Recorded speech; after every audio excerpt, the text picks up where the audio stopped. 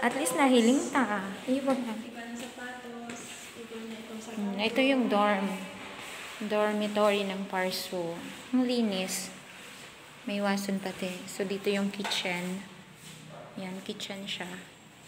May locker din. Lagyanan ng mga gamit. Dito yung hall. Waiting area nila. So, ayan, maganda naman. Malinis.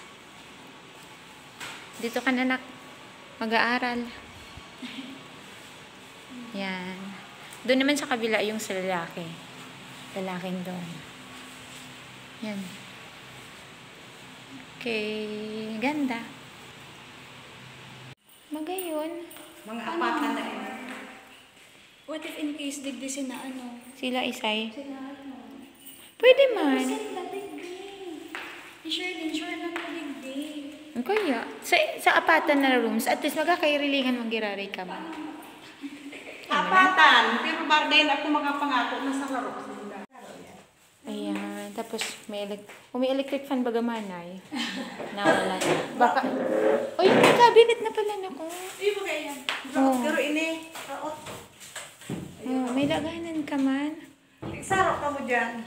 Videoan ko ang vlog ng yung pailing kay Agong na medyo maiwas mo. May table ka man na sa diri. O, sarap ka mo dyan. O yan baga ate, umaiwasan ang laganan mong bado.